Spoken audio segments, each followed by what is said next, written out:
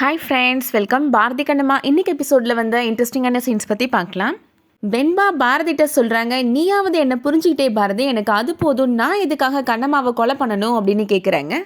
கண்ணம்மா சொல்கிறாங்க, நீ தான் என்னை கொலை பண்ண வந்த அப்படின்னு இவர் நம்புறாரு, நம்பாமல் போகிறாரு, அதை பற்றி எனக்கு எந்த கவலையும் இல்லை அப்படின்னு சொல்கிறாரு. கொஞ்ச நேரத்துக்கு நீ வாயை மூடிட்டு அமைதியாக இரு வெண்பா, நான் இன்னும் நிறையா விஷயம் பேச வேண்டியது இருக்குது அப்படின்னு சொல்கிறாங்க கண்ணம்மா. கண்ணம்மா பாரதிட்ட சொல்கிறாங்க, நீங்கள் எனக்கு பிரசவம் பார்த்துட்டு போனதுக்கப்புறம் மறுபடியும் எனக்கு பிரசவ வேதனை வந்துச்சு அப்படின்னு சொல்கிறாங்க. அப்போ தான் எனக்கு இன்னொரு குழந்தையும் பிறந்துச்சு. எனக்கு அப்போ பிரசவம் பார்த்தது யாருன்னு தெரியுமா? உங்களோட அம்மா தான், என்னோட அத்தை சௌந்தர்யா தான் எனக்கு 2ஆவதாக பிரசவம் பார்த்தாங்க அப்படின்னு கண்ணம்மா சொல்கிறாங்க. அந்த குழந்தைய தூக்கிட்டு வந்து தான் உங்ககிட்ட கொடுத்து வளர்த்தாங்க அப்படின்னு கண்ணம்மா சொல்கிறாங்க. நீ சொல்கிறதெல்லாம் என்னால் நம்ப முடியாது அப்படின்னு பாரதி சொல்கிறாரு. கண்ணம்மா சொல்கிறாங்க, அன்றைக்கி உங்களை கேபினில் வந்து கூப்பிட வந்த நர்ஸ் உங்களுக்கு ஞாபகத்தில் இருக்கா அப்படின்னு கேட்குறாங்க. அந்த நர்ஸ் வந்து உங்கள்கிட்ட சொன்னால் நம்புவீங்களா அப்படின்னு கேட்குறாங்க. இப்போது துளசியை கூப்பிடுறாங்க. டாக்டருக்கு நான் சொன்னதில் நம்பிக்கை இல்லையா, அன்றைக்கி என்ன நடந்துச்சுன்னு நீயே சொல்லு துளசி அப்படின்னு சொல்கிறாங்க. துளசி பாரதிட்ட நடந்த விஷயங்கள் எல்லாத்தையுமே சொல்கிறாங்க.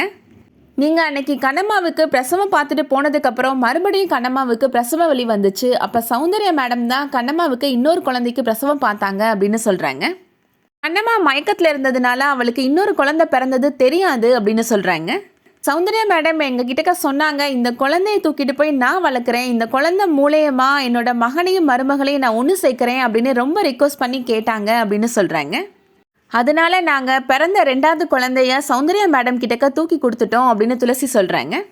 கண்ணம்மா கண் முழிச்சு கேட்டப்ப அவளுக்கு பிறந்தது ஒரே ஒரு பெண் குழந்தைன்னு நாங்கள் பொய் சொல்லிட்டோம்னு துளசி சொல்கிறாங்க. இது கேட்ட உடனே பாரதி ரொம்ப ஷாக் ஆகிடுறாரு. உங்களுக்கு இன்னமும் என் மேலே நம்பிக்கை வரலன்னா இந்த விஷயத்தை பற்றி உங்கள் அம்மாட்ட கேளுங்க, அவங்க கண்டிப்பாக உங்களுக்கு பொய் சொல்ல மாட்டாங்க அப்படின்னு கண்ணம்மா சொல்கிறாங்க. பாரதி சௌந்தர்யாட்ட வந்து இப்போ கேட்குறாரு, தயவு செஞ்சு கண்ணம்மா சொல்கிறது பொய்ன்னு என்கிட்ட சொல்லிருங்கம்மா அப்படின்னு சொல்கிறாரு. ஹேமா கண்ணம்மாவோட பொண்ணு தான் அப்படின்றது மட்டும் என்கிட்ட சொல்லிடாதீங்கம்மா, அதை என்னால் ஜீரணிக்கவே முடியாதுமா அப்படின்னு சொல்லி கண் கலங்குறாரு.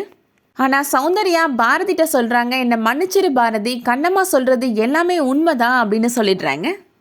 அந்த 2ஆவது குழந்தைக்கு பிரசவம் பார்த்தது நான் தான்ப்பா அப்படின்னு சொல்கிறாங்க. கடைசி வரைக்கும் இந்த உண்மையை நான் உன்கிட்ட சொல்லலான்னு முயற்சி பண்ணியிருக்கிறேன், ஆனால் ஹேமா கண்ணம்மாவோட பொண்ணு அப்படின்னு தெரிய வந்துச்சுன்னா நீ ஹேமாவை வெறுத்து ஒதுக்கிடுவியோ அப்படின்னு பயந்து தான்ப்பா நான் உண்மையை சொல்லலை அப்படின்னு சௌந்தர்யா சொல்கிறாங்க.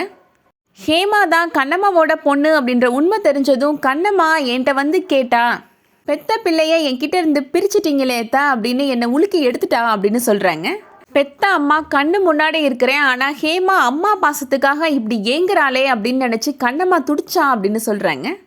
பெத்த குழந்தை கண்ணம்மாவை அம்மானு கூப்பிடலை அப்படின்னு நினச்சி அவள் எவ்வளோ கஷ்டப்பட்டான்னு தெரியுமா அப்படின்னு சௌந்தர்யா சொல்கிறாங்க. அதோட இன்னைக்கான எபிசோட் முடியுது. ஒரு வழியாக கண்ணம்மாவோட பொண்ணு தான் ஹேமா அப்படின்ற பெரிய உண்மை பாரதிக்கு தெரிய வந்துருச்சு.